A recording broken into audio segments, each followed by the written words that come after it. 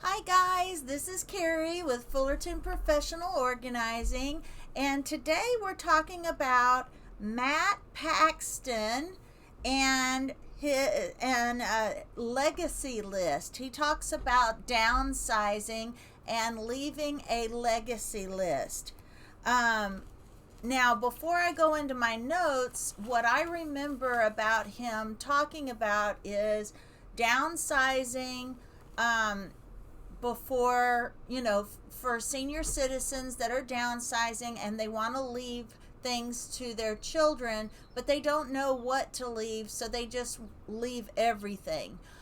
He talks about, if you have certain things that make you think about certain family members, ask them if this is something that they would like to keep. And asking family members, what is the one thing that you would like to have when, as a memory, a memorial when I pass? Because you might be surprised at what it is. For Matt Paxton, it was his dad's Hawaiian shirt. It wasn't anything of super value. It was just that he had many memories of his dad in that Hawaiian shirt, so that's the one thing he wanted from his dad. And he also talks about, if those are things you no longer want and your family wants them now, why wait till later? Why wait? Give it to them now. Why hang on to it? And go ahead and downsize the rest. So here's what he says: legacy list. Keep the memories and lose the stuff. And if everything's a memory, then nothing is a memory. I believe that's Peter Walsh's statement. If everything is important, then nothing's important. So, here are Max Paxton's downsizing tips. Legacy list of things. What do I want to be remembered for? Give this small amount to family. Donate the good stuff that's left. Make someone else's life better. Share the memories of your top 5 items. Then let go of the rest. And he says write down those memories. Pick those 5 items that you make the best memories for you with your family. For me and my grandma, it was her kitchen table. I have now had to let that kitchen table away because the wood was falling apart. But the memories around that table were special to me. And so if you are downsizing and you have special things that you want to leave to your family, pick those 5 favorite items and write down your memories that are connected to those items, and let go of the rest. Start small. 10-minute sweep. This is starting your downsizing, okay? 10 minutes at a time, easy space sweep, like junk. It's a marathon, not a sprint. So first thing you want to get rid of when you're downsizing, the same with decluttering, is the junk, the stuff that you already know that you want to let go of. And then the items that you want to sell. Use websites and apps. Only use the online auction houses. Value your time as well as the item. And then donate first all the things that you're ready to donate, and sell only the things that you know are of value. But first, your first choice should be to donate all your good items to someone that actually can use it. But if that is not an option, then sell. Donating can bring joy. If donating to a friend or family set a firm deadline for them to pick it up, because if they don't pick it up by the deadline, then they really didn't really want it. They just didn't have the guts to say so. Kid stuff. Mediocre art. Take a photo of each one, then they get to pick. This is what he does with his kids. He calls it mediocre art. He takes a photo of each one, then they get to pick a favorite each month. At the end of the year, they get to pick one out of all the 12 favorites that they can keep for that 1 year. Kids, that way kids get a voice, but you're not collecting every piece of art that they did. And again, he talked about the legacy list. List top 5 to 6 items that tell your family's story. These are usually emotional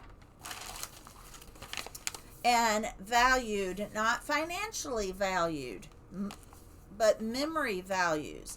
Life is about experiences, not stuff. All right.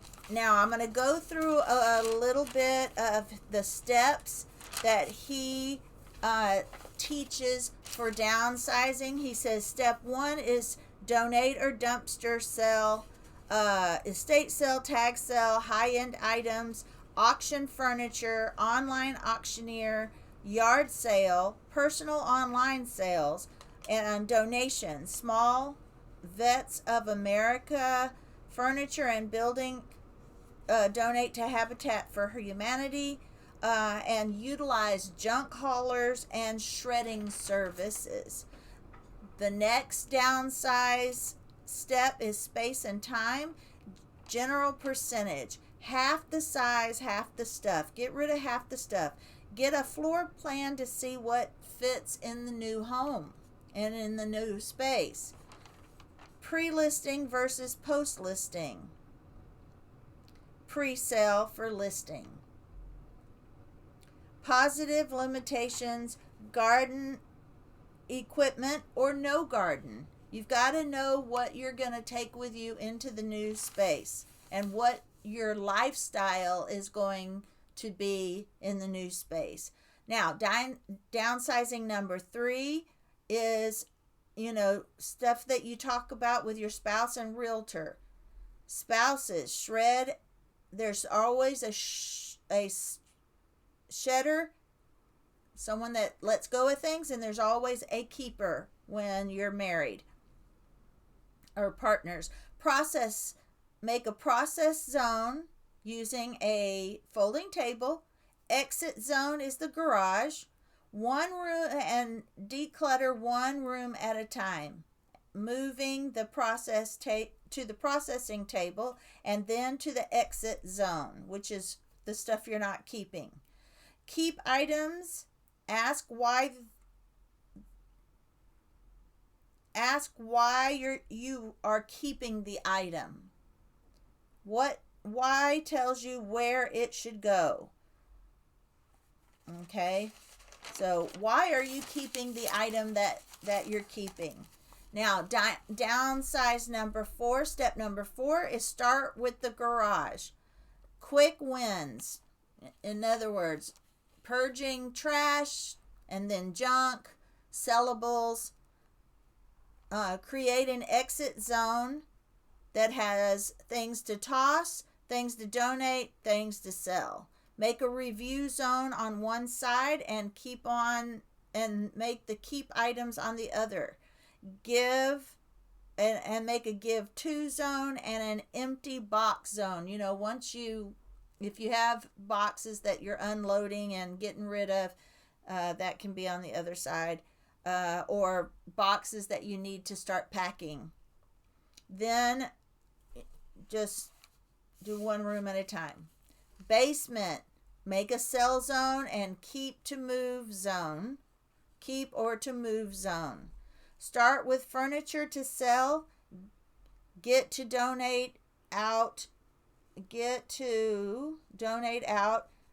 donations out, keepsakes and paper last.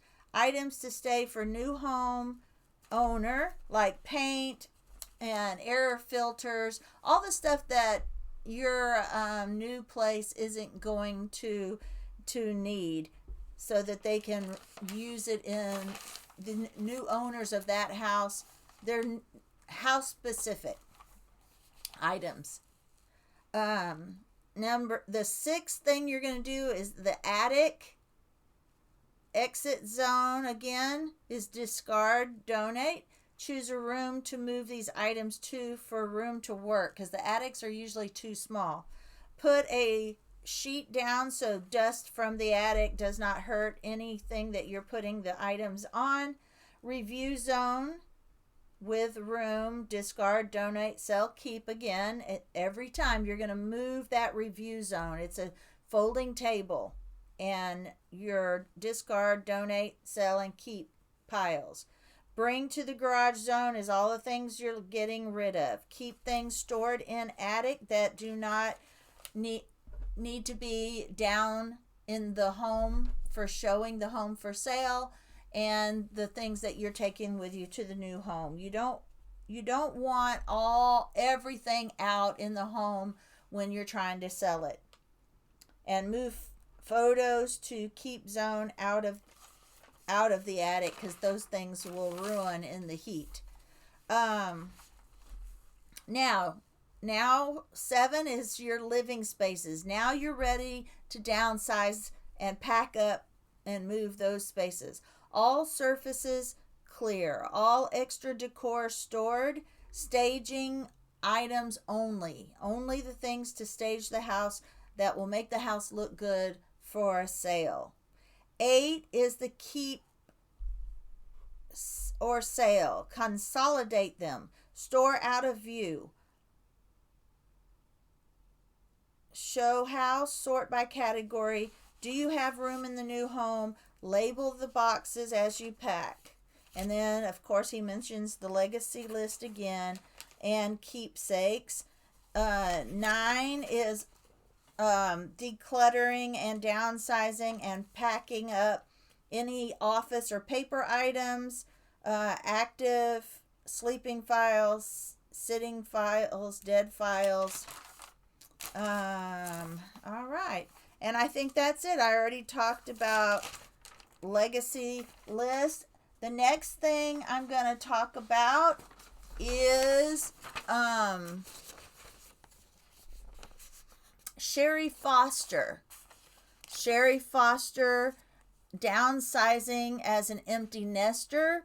She says, now that your kids are out of the house, you may be asking, now what? Sherri walks through people through this because she's a realtor. So on her YouTube channel, she walks people through downsizing and what to do to move your house and being an empty nester.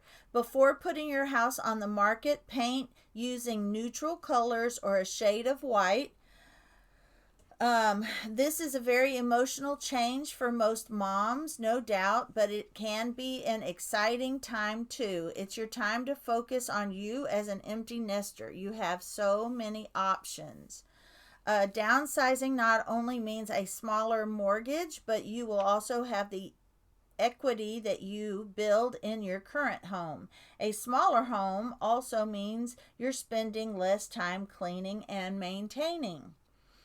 Accessibility is important. Consideration when deciding if a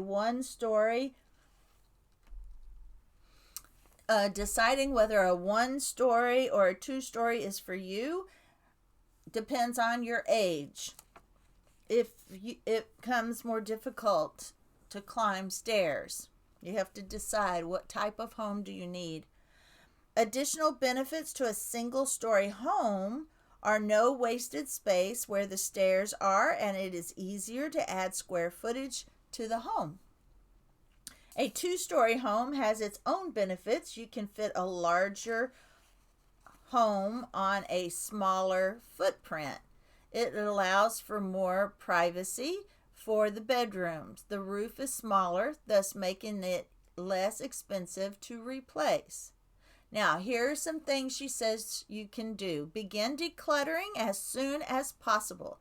Set up 4 boxes, 1 for things to keep, 1 for things to donate, 1 for trash, and one for things you are storing. This is just a review of what Matt Paxton said. And Sherri is a realtor. Consider your new lifestyle when decluttering. Will the item fit in your new space or your new lifestyle?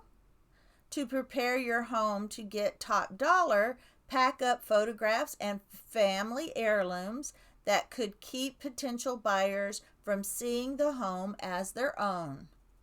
Identify repairs and make a plan to make them. Buyers can see what you consider a quirk as a major problem. What you think may not be a big issue could be a big issue to the new buyer. Sherri also on her YouTube, she offers a decluttering checklist that you can find there, and it talks about just some places to start if you're overwhelmed and don't know where to start.